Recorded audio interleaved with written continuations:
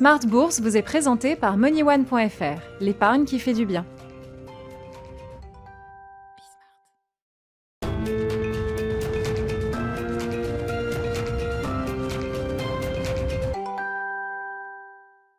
Smart Bourse, c'est votre double dose quotidienne de marché en direct sur Bismart, l'édition de la mi-journée 12h30, 13h et la grande édition du soir 18h30, 19h30 en direct également. Au sommaire de cette édition de la mi-journée, les achats à bon compte qui marquent ce début de semaine sur les bourses européennes notamment, avec un CAC 40 qui rebondit de près de 2%. On suivra l'ouverture des marchés américains cet après-midi qui est annoncée en hausse. Les indices futurs américains sont en nette progression au début d'une semaine qui sera très américaine, avec bon nombre de statistiques qui rythmeront les prochains jours, notamment en fin de semaine le rapport mensuel sur l'emploi américain pour le mois de septembre, toujours un chiffre clé pour les investisseurs, pour les banquiers centraux également. Semaine très américaine également sur le plan politique, avec le premier débat demain soir entre Donald Trump et Joe Biden. On parlera de l'actualité américaine comme chaque lundi à la mi-journée avec Thomas Koster qui sera avec nous par téléphone dans quelques instants, économiste senior en charge de suivre les États-Unis chez Pictet Wealth Management. Le marché est également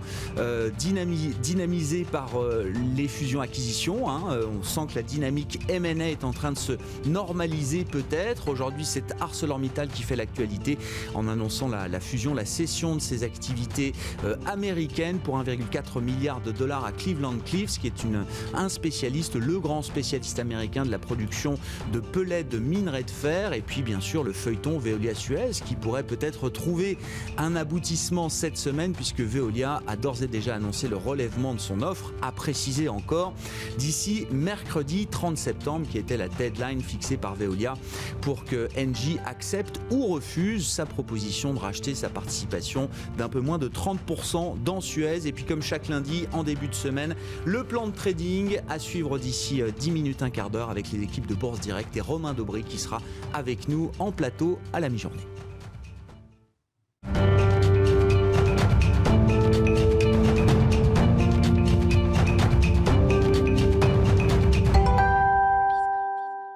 Une séance d'achat à bon compte pour démarrer la semaine. Le résumé complet, les infos clés à mi-séance, c'est avec Nicolas Pagnès depuis la salle de marché de Bourse Direct.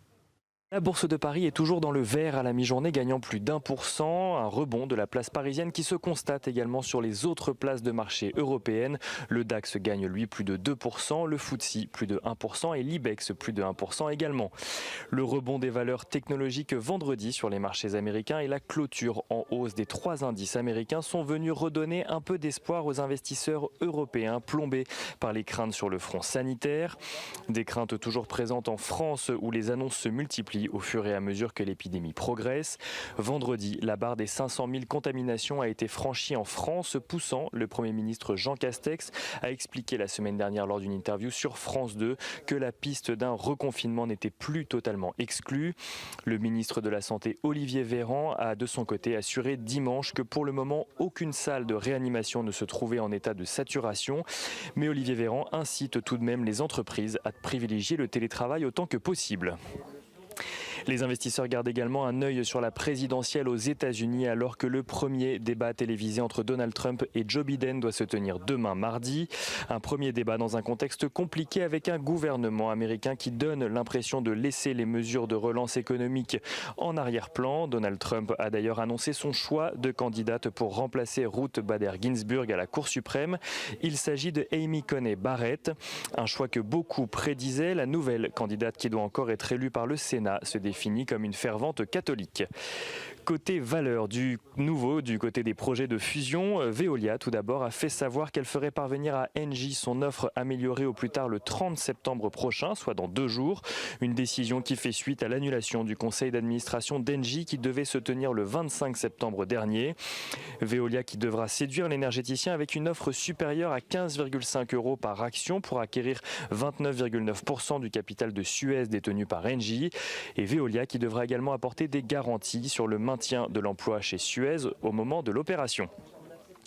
ArcelorMittal crée de son côté la surprise. Le géant de la sidérurgie a annoncé la fusion de ses activités américaines avec le producteur de pellets de minerai de fer américain Cleveland-Cliffs. Une fusion valorisée 1,4 milliard de dollars qui permettra au groupe de réduire sa dette et de lancer un nouveau programme de rachat d'actions de 500 millions de dollars. Aux États-Unis, TikTok obtient un nouveau répit. L'application devait être interdite de diffusion sur les plateformes de téléchargement hier. Une interdiction finalement bloquée par un juge fédéral américain, laissant l'application TikTok donc fonctionner normalement aux États-Unis pour le moment. Les États-Unis qui ont d'ailleurs mis en place de nouvelles restrictions, mais cette fois-ci à l'encontre de la société chinoise SMIC, fabriquant des puces en silicium. Le gouvernement américain estime en effet qu'il existe un risque inacceptable que les équipements fournis à la société puissent servir à des fins militaires. Et Soitec lance de son côté une émission d'Océane, ces fameuses obligations convertibles en actions nouvelles ou existantes pour un montant de 325 millions d'euros à échéance 2025. Le pétrole est de son côté toujours sous les 42 $ pour le baril de Brent ce matin sur fond d'incertitude vis-à-vis de la demande. L'euro-dollar lui est toujours sous les 1,1650 $ pour 1 euro et l'once d'or est globalement stable de son côté aux alentours des 1850 $. Nicolas Pagnès avec nous en fil rouge tout au long de la journée sur Bismart depuis la salle de marché de Bourse Direct. Une séance de rebond pour démarrer la semaine avec un CAC qui gagne plus de 2% actuellement.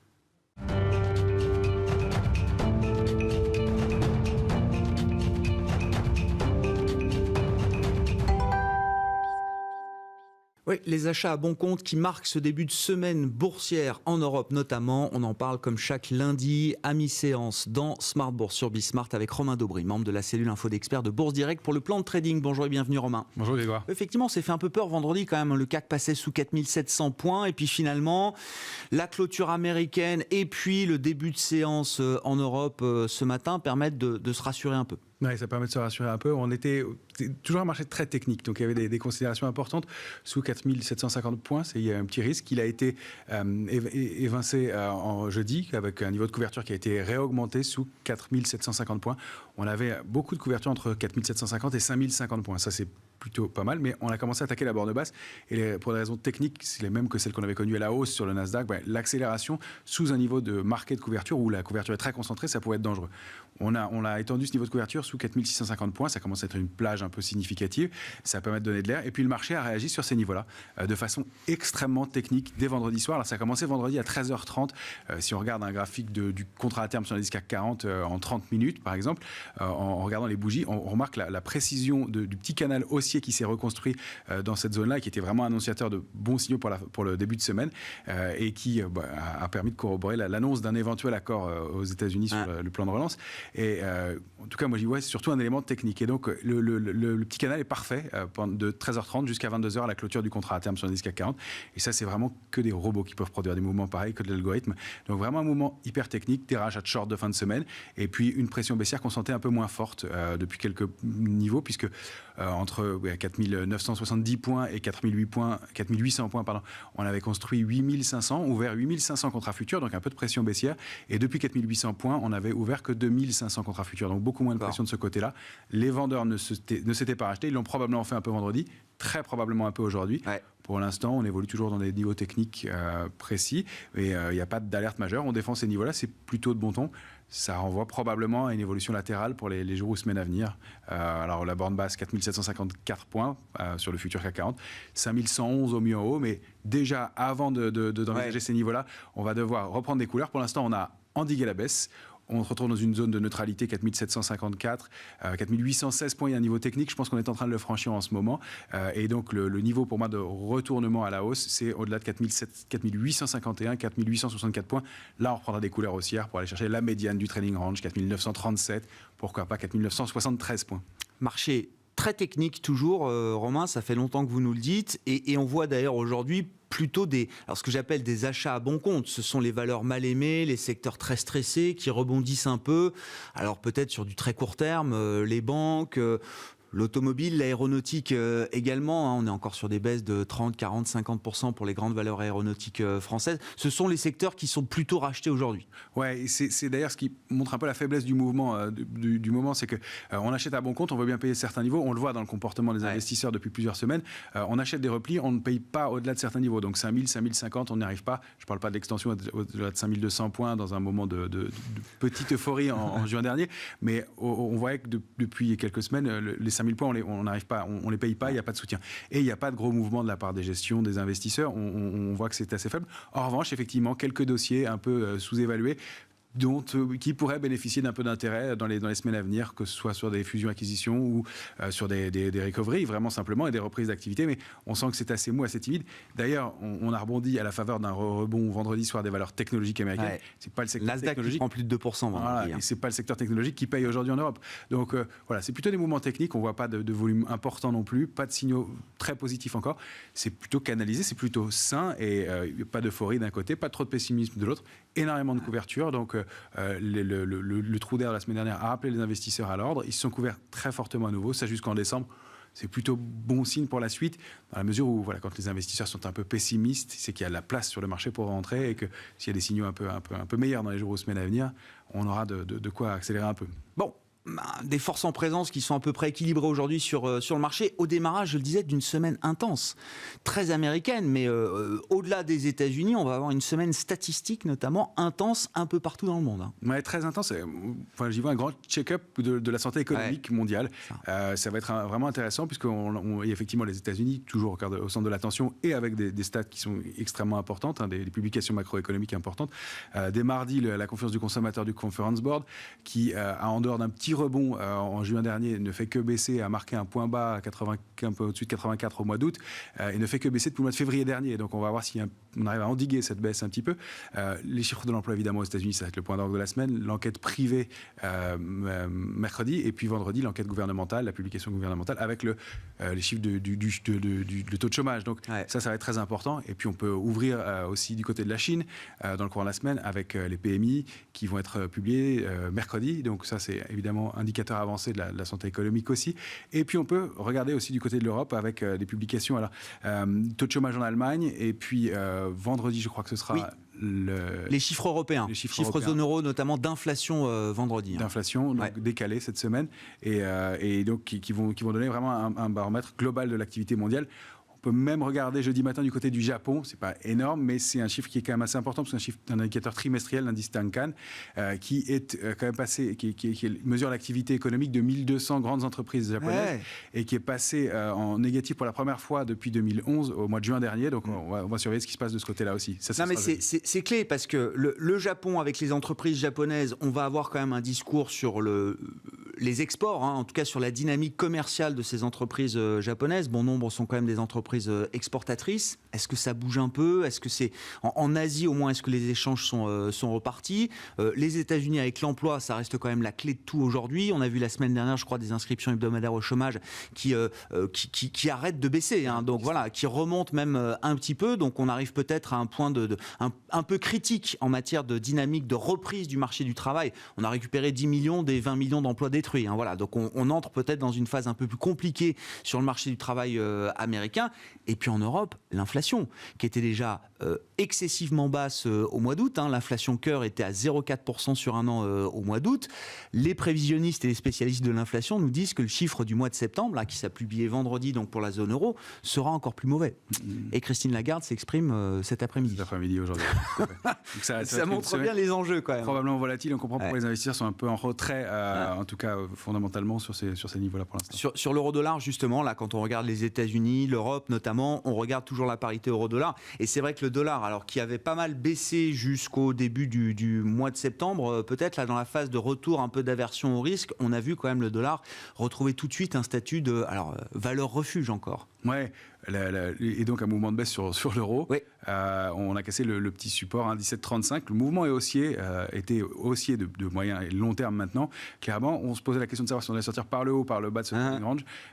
La réponse est donnée par le bas. On vient de toucher un premier support important à 1,1606. Ouais. La cible du mouvement baissier, si on duplique la taille de cette petite zone de congestion dans laquelle on évoluait précédemment, c'est à 1,1535. Donc on a des chances d'aller se réappuyer sur ce niveau-là. Le gros support et le niveau d'alerte, pour moi, il est plutôt aux alentours d'un 14,62.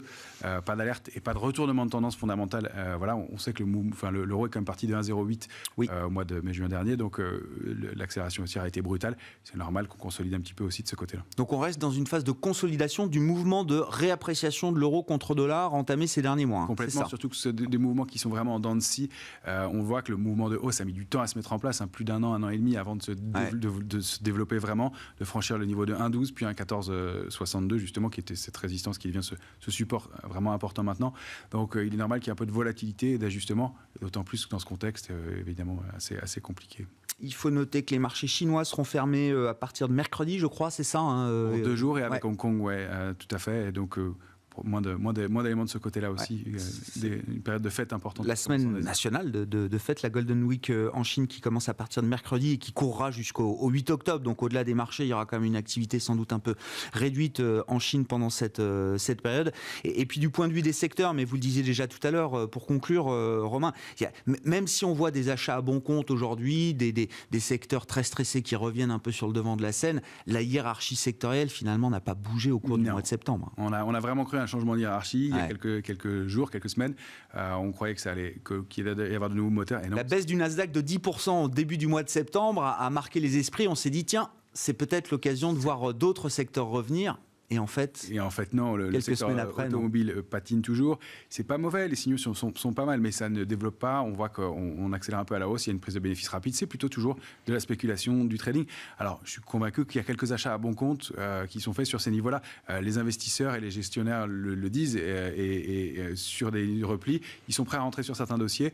Ils veulent pas payer n'importe quel prix. Et là, on le constate sur ce secteur-là. Les secteurs forts, ça reste le luxe, la santé, les technologiques qui tiennent le haut de la cote pour l'instant, même si on a des journées comme ça. Et les journées sont très symétriques sur le marché, on le remarque. Quand il y a un accès baissier et qu'on rebondit, les premiers jours sont les valeurs découpées, les values qui payent en premier et qui sont payées en premier. Et puis ensuite, on voit le tableau inverse, les autres rattrapent. C'est toujours assez disparate et il n'y a pas de mouvement de fond lourd dans l'immédiat, d'où la possible évolution dans un trading range.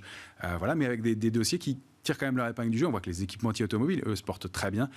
Et même s'ils sont très volatiles, très nerveux, même si c'est toujours la spéculation, il y a des dossiers qui s'en sortent un peu mieux. Donc, il va falloir faire plus de stock picking, être beaucoup plus précis. Small et mid caps, surtout les mid caps, se portent bien aussi. Il y a beaucoup d'intérêt sur pas mal de dossiers. Il y a des choses qui se passent vraiment de ce côté-là aussi. Ça, c'est plutôt signe de soutien et plutôt favorable. Donc voilà, il faut être un peu plus précis dans ces recherches. Merci beaucoup, Romain. Romain Dobré avec nous le lundi et le vendredi. Les équipes de Bourse Direct qui nous accompagnent dans Smart Bourse sur Bismart en direct.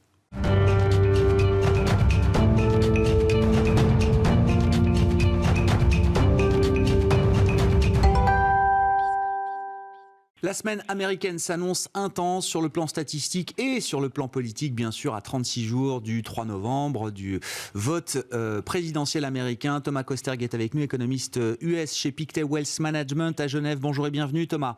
Merci d'être avec nous. Question pour l'économiste qui suit forcément la politique avec le premier débat demain soir, Trump-Biden, et la question de la fiscalité de Donald Trump là, qui s'invite peut-être dans ce débat. C'était déjà une question pour la campagne de 2016. Est-ce que Donald Trump peut balayer ce sujet de ses taxes ou de sa détaxe plutôt des dernières années aussi facilement qu'en 2016 selon vous, Thomas? Alors, vous l'avez dit, cette semaine aussi, il y a ce fameux débat télévisé. Alors, il y a des sondages qui ont été faits qui montrent que les avis des Américains sont déjà quelque part un peu faits. Et j'ai bien peur, en effet, que cette nouvelle information, c'est-à-dire le fait que notamment Donald Trump ne payait que $750 d'impôts en 2016 lorsqu'il a été élu, ne passe un peu que dans le bruit du message cette semaine. Et clairement, c'est quelque chose que Joe Biden va essayer de relever pour le premier débat. Mais comme je l'ai dit, les sondages montrent que les Américains ont quelque part déjà fait leur choix. Donc ça serait vraiment une question d'infirmer ou confirmé, mais pas d'informations additionnelles, j'ai bien peur à ce stade. C'était un thème qui était déjà présent, le thème du peu d'impôts payés par Trump était déjà très présent en 2016 et a été relativement évacué à l'époque. Ouais, mais justement, même pour la base de Trump, 4 ans après le premier mandat, ça reste un non-sujet finalement, vous dites.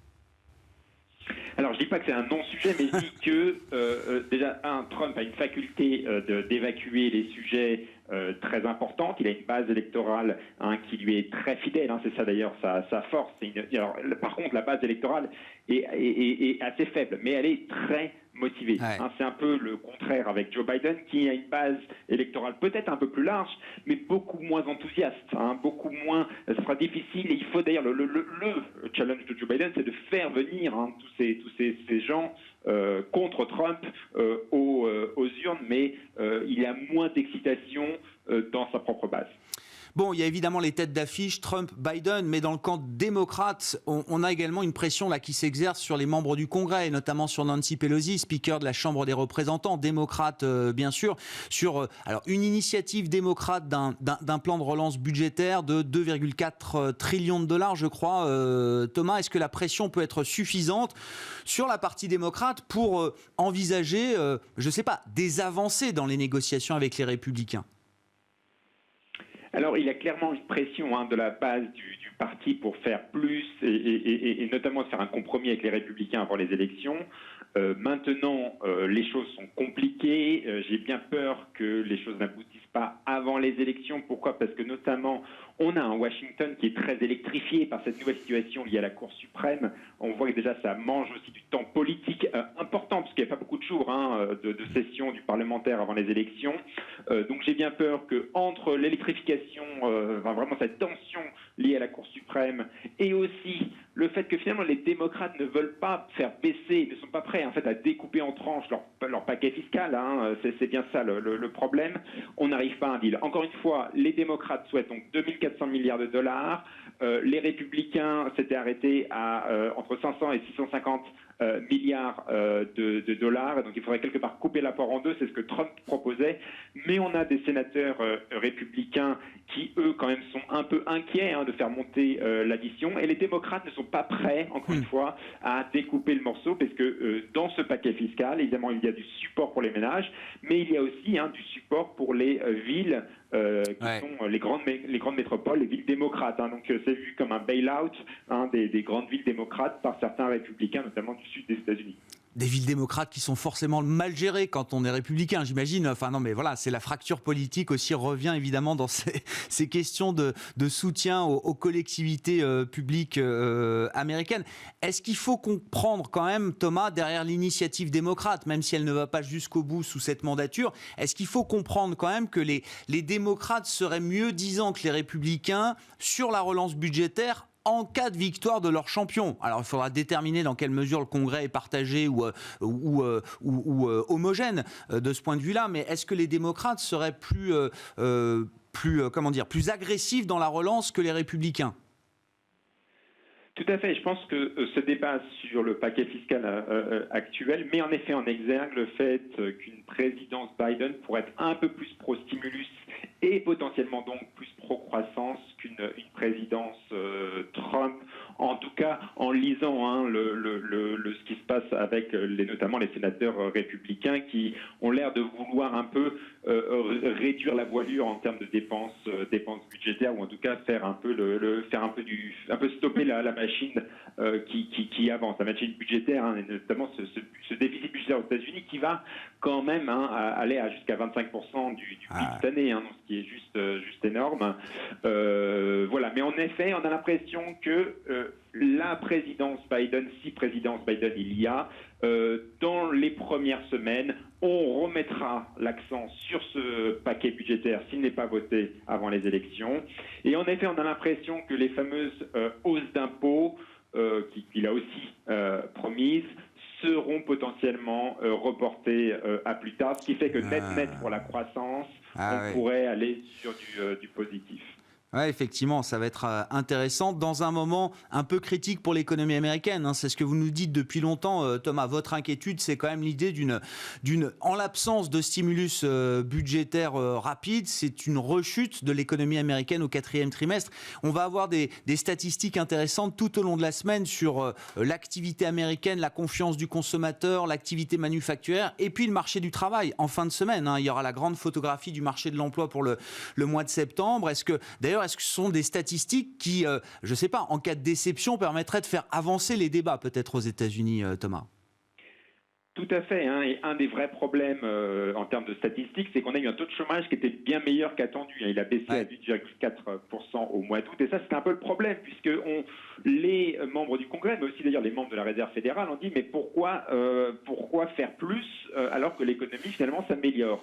Et là, c'est un peu le problème, puisqu'on voit que les autres indicateurs, notamment les inscriptions hebdomadaires au chômage, les indicateurs de mobilité aux États-Unis, tout ça, on voit une stagnation. Donc en fait, le taux de chômage était un mauvais indicateur à regarder, mais malheureusement, c'est le plus regardé. Donc en effet, il faudra regarder cet indicateur vendredi, parce que s'il y a une stagnation du marché de l'emploi, et donc une stagnation du taux de chômage, là en effet, ça pourrait remettre un peu un coup de fouet dans les discussions. Mais j'ai bien peur qu'il faille aussi peut-être un peu plus de pression de Wall Street sur le Congrès pour faire bouger les lignes. Encore une fois, là, le vrai problème, je pense que c'est que le temps politique au Congrès est maintenant surtout dévolu à la question de la Cour suprême plutôt qu'aux questions budgétaires. Voilà. Et puis un dernier mot pour dire quand même que un chiffre important cette semaine, ce sera les revenus des ménages. Je rappelle que dans cette récession, ce qui était l'originalité, c'est que les revenus des ménages ont en fait augmenté puisque la réponse budgétaire américaine a été tellement expansionniste qu'en fait les revenus ont monté, ce qui est vraiment rare dans une récession. Et donc le problème maintenant, c'est que ces revenus, s'il n'y a pas de nouveaux programmes fiscaux, budgétaires, ces revenus vont se remettre à redescendre vers la moyenne, entre guillemets. Et ça va être le vrai problème pour la croissance américaine dans les prochains mois. Dépenses et revenus des ménages américains qui sont publiés ce jeudi. Le rapport mensuel sur l'emploi, ce sera vendredi. Et bien sûr, demain soir, le premier grand débat entre Donald Trump et Joe Biden. Merci beaucoup Thomas. Thomas Koster qui est avec nous par téléphone depuis Genève chaque lundi à la mi-journée dans Smart Bourse. Économiste senior en charge de suivre les États-Unis pour Pictet Wealth Management. On attend une ouverture en hausse d'ailleurs cet après-midi à Wall Street. On a vu une accélération à la hausse en fin de séance vendredi avec un Nasdaq qui gagnait plus de 2%. Les indices futurs américains sont bien orientés et l'ambiance est plutôt au rebond et même très largement au rebond à la mi-journée en Europe puisque le CAC gagne autour de 2%, un peu plus de 2%. On revient à 4830 points sur le CAC 40 à Paris avec un rebond des mal-aimés. Les achats à bon compte marquent cette première séance boursière de la semaine avec des secteurs comme les constructeurs automobiles, les valeurs bancaires ou les valeurs aéronautiques qui s'en tirent le mieux aujourd'hui sur cette séance. On fera le point évidemment après la clôture ce soir dans votre deuxième édition de Smart Bourse à partir de 18h30 en direct.